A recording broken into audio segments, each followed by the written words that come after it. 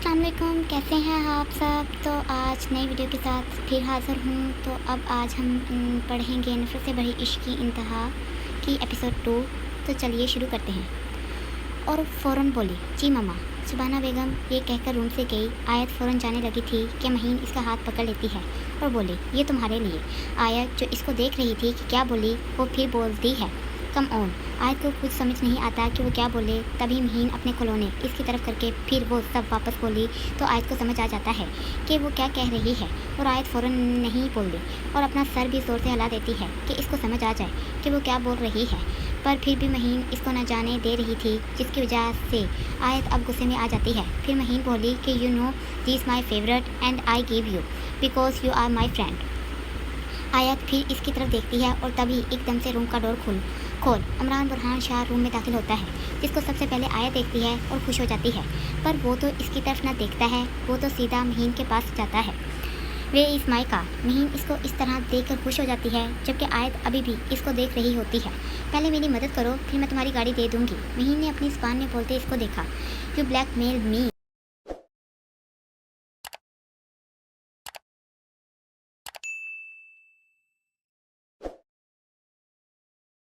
You blackmail me. तभी वो बल डाले उसको घूर गया। You know what, I check your room. वो बोलते साथ ही आगे बढ़ा। इमरान बुरहान शाह रूम में खुद देख लेगा।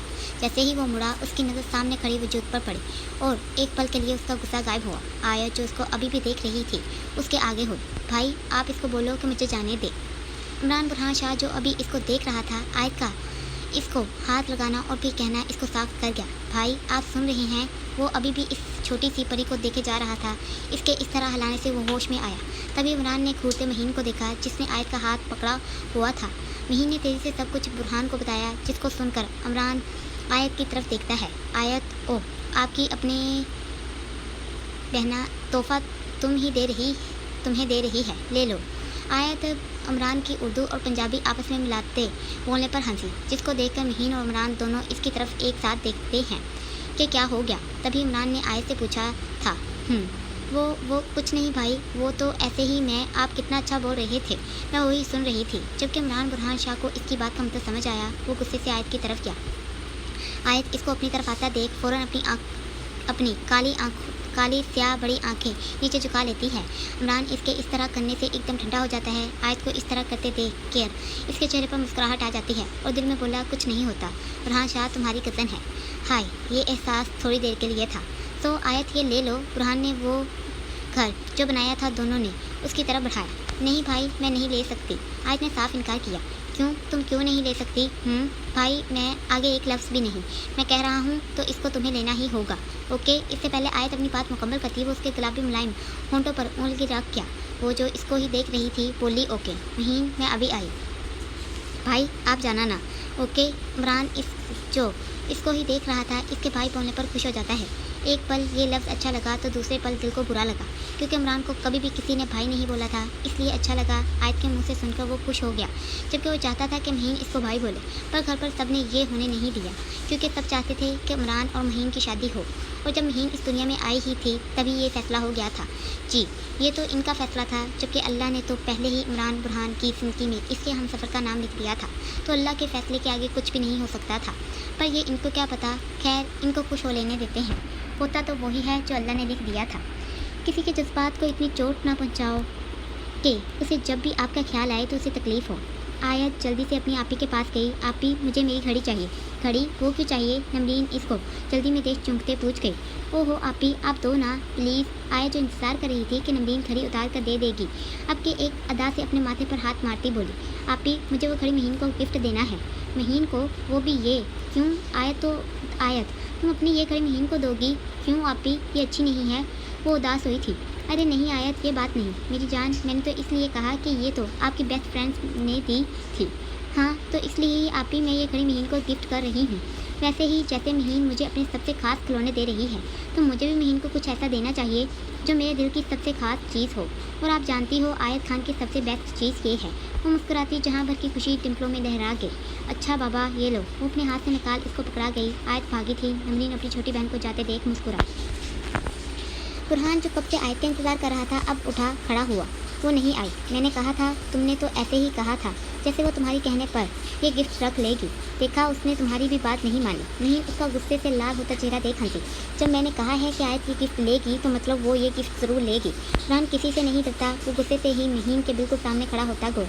तभी आयत रूम में दाखिल हुई, जबकि बुरहान ने गुस्से से आयत को देखते कदम उसकी ओर बढ़ाए। कहाँ गई थी तुम? हाँ, इतनी देर क्यों लगाई वापस आने में? वो तकरीबन धार से उसको सहमा गया, जबकि आयत जो बहुत खुश आई थी उसको गुस्से में देख डर जाती है। इसी पल वो मैं भाई बुरहान जो गुस्से में था आयत के रोने पर एकदम से नरम पड़ा। आयत, तुमने कहा था भाई जाना नहीं, मैं अभी आती हूँ। पता है मैं कब से तुम्हारा वेट कर रहा था और तुम कितनी देर लगाते आई हो, इसीलिए मुझे गुस्सा आ गया। मैंने थोड़ा सा तुम्हें डांट दिया। आयत जो इसकी बात बहुत गौर से सुन रही थी, इसकी आखिरी बात सुनकर अपनी आंखों को बड़ा करते ऐसे देखा जैसे उसको सदमा लगा हो। थोड़ा सा गुस्से में डांटा, ये थोड़ा था। वो उंगली को छोटा करती मुंह बना गई। नहीं भाई, इतना था। वो अपने दोनों हाथों को पूरा खोलते काली स्याह आंखें बड़ी करती, साथ ही लबों को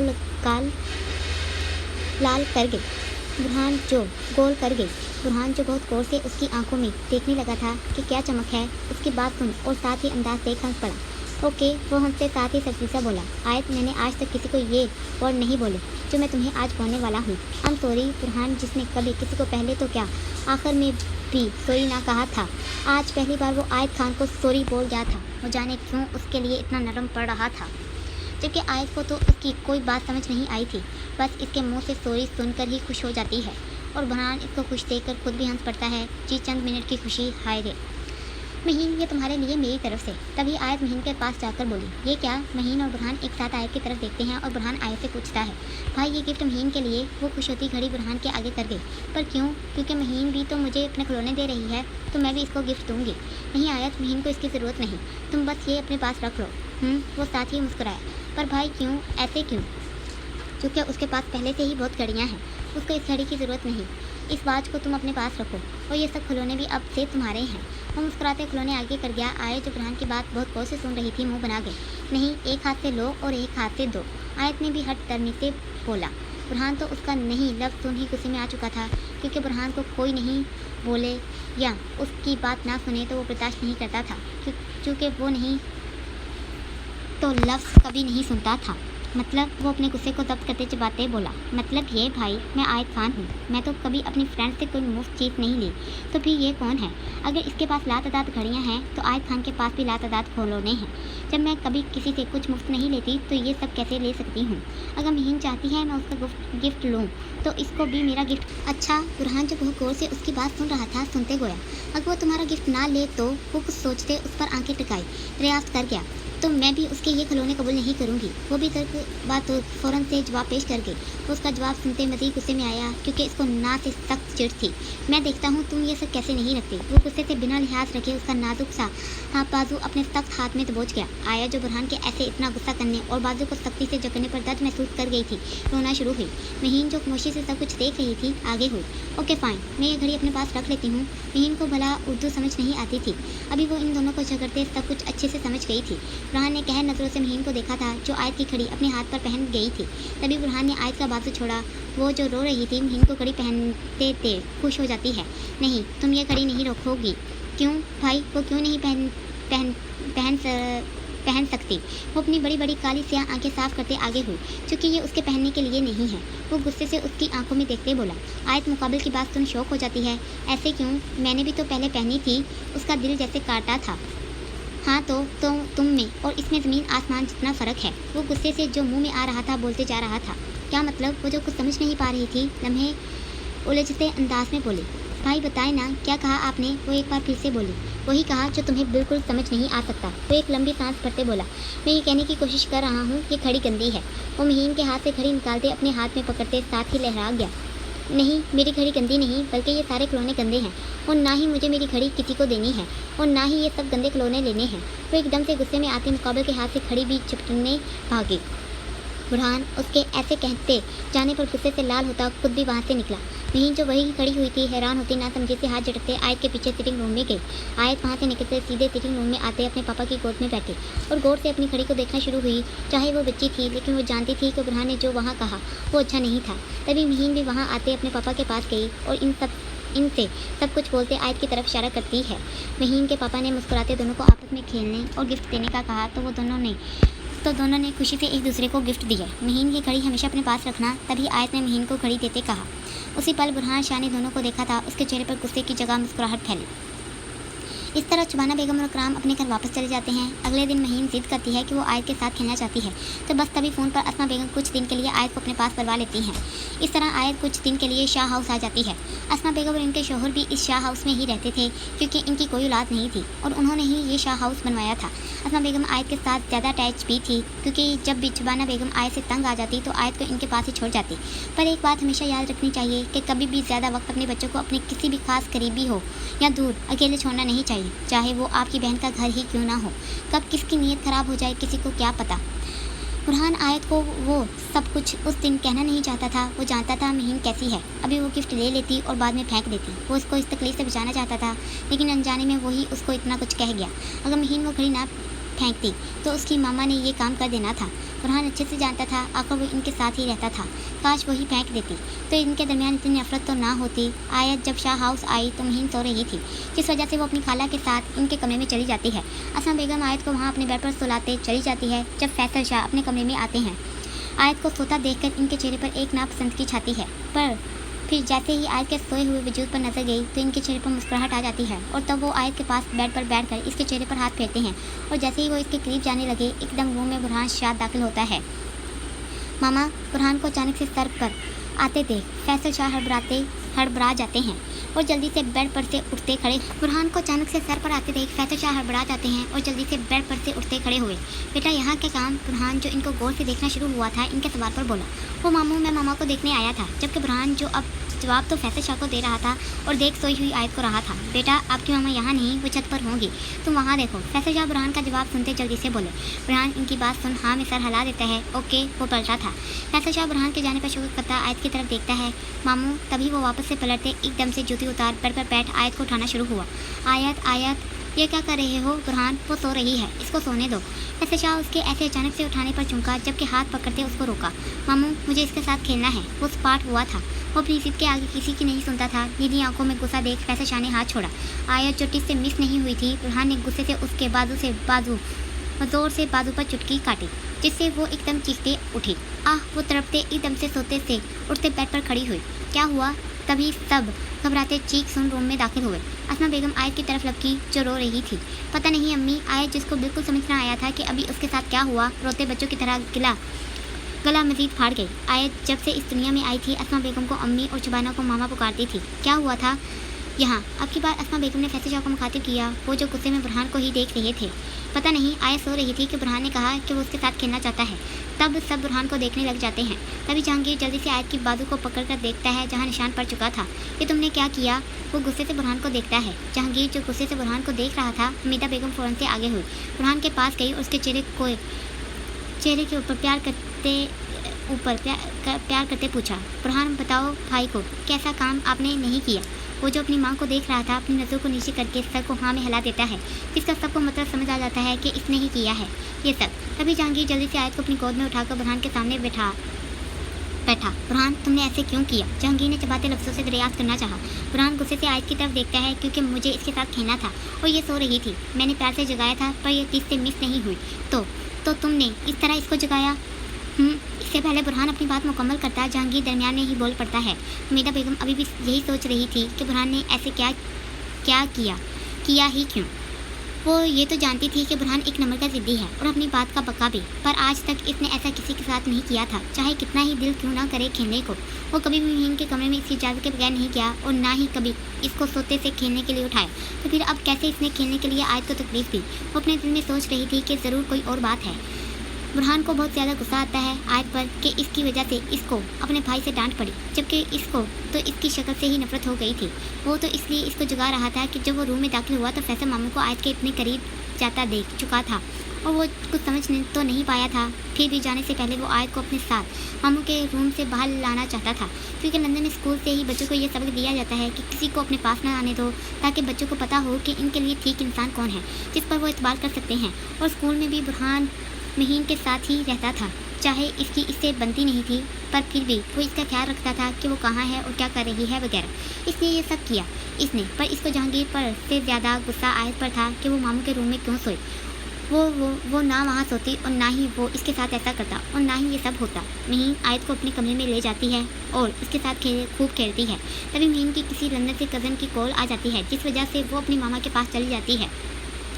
आयत इसका वेट कर रही होती है कि इसकी नज़र अपनी घड़ी पर पड़ती है जो तोड़ दी गई थी। महीन ने मेरी घड़ी तोड़ दी, आयत खान की दी चीज़ को इस तरह, और रोने लग जाती है और फ़ौरन महीन के कमरे से बाहर भागकर जा रही होती है कि सीढ़ियों पर वो जोरदार बुरहान से टकराती है और बुरहान जिसके हाथ में अपनी गाड़ी थी वो नीचे गिर जाती है और टूट, जो इसकी मामा ने इसको इसकी 10 साल के होने पर गिफ्ट की थी। और गुस्से से वो आयत को थप्पड़ मार देता है, जिसकी वजह से आयत और रोने लग जाती है। तभी इत्तेफाक से जहांगीर देख लेता है और वो आते ही बुरहान को जोरदार थप्पड़ से नवाता है, जिससे बुरहान वहाँ से भागकर अपने रूम में बंद हो जाता है। ये सब देख रोती आयत एकदम खुश हो जाती है। बुरहान गुस्से में होता है जब इसके सामने आयत का चेहरा आता है जो वो खुश हो रही थी। जहांगीर ने इसको थप्पड़ मारा था और ये याद आते ही कमरे से बाहर आता है और महीन से आयत का पूछता है और ऊपर चला जाता है। आयत को कोई फ़र्क नहीं पड़ता कि इमरान ने इसको थप्पड़ मारा था, बल्कि वो तो इस बात पर रो रही थी कि महीन ने इसको दिए हुए गिफ्ट का ही ख्याल नहीं किया, इसको तोड़कर फेंक भी दिया। तुम्हें एहसास हुआ कि तुमने मेरी गाड़ी तोड़ दी है, मैं इस चीज़ के लिए तुम्हें माफ़ नहीं करूँगा।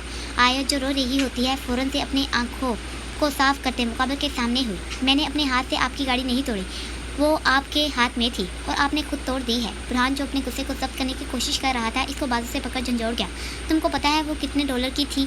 अरे तुमको क्या पता कि ब्रांडेड चीज़ें क्या होती हैं? तुमने तो अपनी ज़िंदगी में इनका नाम भी नहीं सुना होगा। आयत जिसको कुछ समझ नहीं आता वो तंग आकर इसको धक्का देते दूर करती है।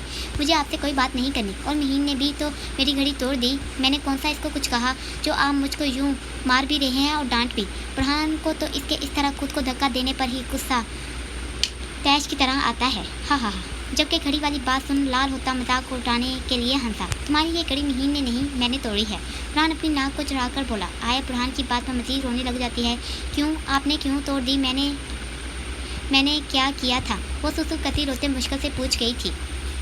इसलिए कि तुमने मेरी इमरान बुरहान शाह की बात नहीं मानी। अभी आयत की बात पूरी भी नहीं हुई थी कि बात को काटकर वो बोला। इमरान बुरहान शाह हर चीज़ बर्दाश्त कर सकता है पर इनकार, वो भी मेरी बात पर कभी भी नहीं। बुरहान गुस्से में इसको बोलता है जो इसके ऐसे इतनी ज़ोर से बोलने पर डर जाती है। आयत खान भी वही करती है जो उसका दिल कहता है। आपको बुरा लगता है तो मैं क्या करूँ? वो भी बिना देर किए उसी के अंदाज में ज़ोर से चीखते बोली। और वो गिफ्ट आपने नहीं महीन ने मुझे दिया था। मेरी मर्ज़ी में लेती ना लेती आपको इससे क्या, और मुझे आपसे कोई बात नहीं करनी क्योंकि आप कंधे हैं, आप मेरे भाई नहीं बन सकते। बुरहान जो कब से इसको देख रहा था इसकी आखिरी बात पर गुस्से से लाल होता है। अरे तुम क्या मुझसे बात नहीं करोगी? मैं तुमसे खुद भी बात नहीं करूँगा। आप आओगे भी ना तो भी मैं बात नहीं करूँगी। वैसे भी आप ही आओगे मेरे पास बात करने, आप ही आओगे। जानते हैं क्योंकि आयत खान किसी के पास नहीं, लोग आयत खान से बात करने आते हैं। और आप भी। हाँ हाँ, तुमको पता है तुम क्या बोल रही हो? वो भी बुरहान शाह को। वो तंसिया मुस्कुराता उसकी बात काट दरमियान में हंसते इस्तफसार किया। आयत जो बोलने लगी थी वो फिर से बोला। एक मिनट, जब इमरान बुरहान शाह बोलता है तो सब सिर्फ उसकी ही बात सुनते हैं जब तक मैं अपनी बात पूरी ना कर लूँ। तो तुम अब नहीं बोलोगी? हाँ, तो मैं क्या बात कर रहा था? हाँ, वो पूरा अपने किरदार में घुसा। तो आयत तुम में ऐसा क्या है जो मैं तुम्हारे पीछे आऊँगा? बुरहान इसकी आंखों में देख कर इस्तफसार करता है। ना तो तुम खूबसूरत हो, ना ही तुम्हारी कोई क्लास है, और ना ही तुम्हारे पास कोई ऐसी चीज़ है जिसके लिए इमरान बुरहान शाह तुम्हारे पास आए। आयत जो इसकी बात को सुन ही नहीं रही थी इसकी खूबसूरती वाली बात पर गौर से इमरान शाह को देखती है। बुरहान जिसका गुस्सा अभी भी ख़त्म नहीं हुआ था आयत की आंखों में आंसू देखकर एकदम नरम हो जाता है। तभी आयत की तरफ देख के बगैर बोला, फिर कभी भी मेरी किसी भी बात से इनकार नहीं करना, ओके? और वहाँ से चला जाता है। आयत को अभी भी इसकी बात के बारे में सोच रही थी। इसकी पुश्त को देखते वो खुद से जाने क्यों ये कह गई थी, एक दिन आएगा जब आप मेरे पास इमरान भाई ज़रूर आएंगे, और तब आयत आपसे बात तो क्या आपकी तरफ देखेगी भी नहीं। आयत ने अनजाने में ही पर बात एकदम ठीक की थी कि एक दिन सच में ही तो बुरहान शाह इसके पास आएगा। इस तरह आयत और बुरहान में फिर कोई बात नहीं होती और वो और महीन एक साथ ही खेलती भी हैं और एक साथ ही सोती भी थी। बुरहान लोगों को पाकिस्तान में आए हुए 2 महीने हो गए थे और अगले हफ्ते को ही ये सब वापस जा रहे थे। इसलिए आयत एक बार फिर 3 दिन के लिए इनके शाह हाउस आ जाती है। आयत आते ही महीन के साथ खेलने लग जाती है। शाम को थक जाती है और फ़ौरन अपनी बड़ी अम्मी के कमरे में इनके पास जाकर सो जाती है कि इसको इनके साथ ही सोना है। तभी बुरहान को हमीदा बेगम ने बुरहान को अस्मा के रूम से अपने नए कपड़े लाने के लिए भेजा तो वो इनके रूम में चला आया। जैसे ही वो बुरहान रूम में दाखिल हुआ तो सामने ही आयत को आराम से सोते देख कर इसकी तरफ किया और इसको देखना शुरू हुआ और मुस्कुरा कर मुँह में ही बड़बड़ाया, परी परी। और एकदम इसके करीब गया और इसके माथे पर अपने होंठ रख दिया और तभी भागकर अपनी मामा को इनके कपड़े देखकर वापस आया और आयत को अपनी गोद में उठाकर अपनी मामा के कमरे में लटा गया। मीदा बेगम बुरहान के इस तरह आयत को अपनी गोद में उठाकर लाने पर साथ हुई। आज तक तो बुरहान ने कभी किसी को अपनी गोद में नहीं उठाया था, तो आयत को कैसे? फौरन बुरहान के पास गई। अरे बुरहान, ये क्या? आप आयत को इस तरह मेरे रूम में क्यों ले आए हैं? ये तो अपनी बड़ी अम्मी के पास सो रही थी। वो अपने बेटे को प्यार से पूछती हैं। तब अचानक बुरहान बोला, वो मामा वहाँ बड़ी अम्मी नहीं थी, तो इसलिए मैं आयत को आपके रूम में ले आया कि इसको डर ना लगे। फ़ौरन अपनी नज़र को झुका भी किया। वो तो ये देख रही थी कि इनके बेटे को कब से किसी का एहसास होने लगा। तभी वो बुरहान के चेहरे को ऊपर करते अपने सामने कर गई। बुरहान, अगर कोई बात है तो आप मामा को बोल दो। नहीं मामा, कोई बात नहीं है। बुरहान जल्दी से अपनी नीली आंखें वापस से झुका गया। हमीदा बेगम बुरहान के चेहरे को अच्छे से देख रही थी। इसके इस तरह बात करने से परेशान हो जाती है। फ़ौरन इसको अपने सामने वापस से किया। क्या बात है बुरहान, क्या है जो आप छुपा रहे हो? आप अपनी मामा को नहीं बताओगे अब? मामा, कुछ नहीं। अभी बुरहान की बात पूरी नहीं हुई थी, मीता बेगम बोली, बुरहान, आपने इस दिन आयत को चुटकी भी काटी थी। क्यों बेटा? इस दिन आपने ऐसा क्यों किया? मामा, वो बुरहान जो भी यही सोच रहा था कि वो आयत को क्यों लेकर आया अपनी गोद में। बुरहान, अगर कोई बात नहीं है तो खाओ अपनी मामा के सर की कसम। कि तभी मीता बेगम ने कहा। बुरहान फ़ौरन अपनी मामा की तरफ मुड़ा, बोला, ठीक है, पर आप मुझे डांटेंगी तो नहीं ना? ओके, मैं कुछ नहीं कहूँगी। वो मुस्कुराई। तो बुरहान ने इस दिन की सारी बात जब वो रूम में दाखिल हुआ फैसल शाह का आयत के इतने करीब वाली बात भी बता दी। जबकि मीता बेगम बुरहान की बात सुन शौक हो जाती है। फैसल भाई, ये कैसे कर सकते हैं? तभी बुरहान की तरफ मतवजा होकर बोली, बुरहान, जो आपने बात मुझको बताई है वो फिर कभी किसी को मत बताना। ओके ओके मामा, वो फ़ौरन से बोला। बुरहान वो जो रूम से जाने लगा था तभी एक बार फिर से बोले, जी मामा, बुरहान आपको गलत लगा था। वो आपके मामू ना आयत को प्यार कर रहे थे। ठीक, अब आप जाओ। बुरहान अपनी मामा की बात पर हैरान होकर सोचता है कि मैंने कौन सा ये कहा कि मामू कुछ गलत कर रहे थे। बस मुझे इनका आयत के करीब जाना अच्छा नहीं लगा तो मैंने वो सब कर दिया। पर मामू कहीं सच में आयत के साथ कुछ नहीं। बुरहान तो वही तो था, वो खुद से नफ़ी पी तेज़ी से कर गया था। अमिता बेगम बुरहान के जाने के बाद आयत को देखती है और इसको अपनी गोद में उठाकर इसके गाल पर प्यार करके इसको अपने सामने भेजती हैं। नहीं, आयत के साथ कभी कुछ गलत नहीं होने दूंगी।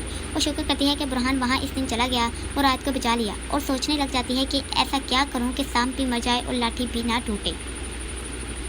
इस तरह अमिता बेगम अगले ही दिन आयत को वापस इसके घर भेज देती हैं और कुछ दिन बाद वो लोग चले जाते हैं।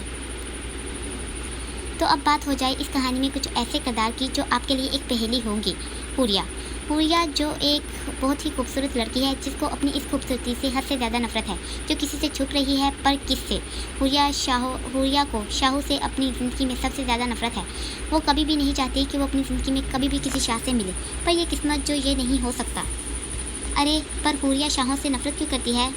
अरे ये आप सोच, मुझे तो पता है। सरहान शाह जो एक बहुत ही काबुल और पाकिस्तान के बड़े बिजनेसमैन में से एक है, जिसने अपनी ज़िंदगी के बहुत ही कम उम्र में इस ऊंचाई को छू लिया था। सरहान जो किसी को पागलों की तरह ढूंढ रहा है, वो जो उसकी परी, उसकी कुल कायनात है, और वो कौन हो सकती है जिसमें गुरूर तो हद से ज़्यादा है। जब कोई चीज़ पसंद आ जाए तो जब तक वो इसके पास ना आए तो वो सुकून से नहीं रहता। सरहान शाह को अपने बिजनेस को पूरी दुनिया में ऊंचा करना था, जिसमें से वो किसी को बुरी तरह नीचे फेंकना चाहता है। उसकी एक बहुत बड़ी वजह थी, वो अपनी शहजादी की खुशियों के लिए अभी जी रहा था। और वो कौन है जिसको सरहान शाह तबाह करना चाहता है? जुलेखा बेगम, जो है तो बहुत ही पहुंची हुई चीज़, पर वो सिर्फ शाहों से ही डरती है और किसी से नहीं। अब आगे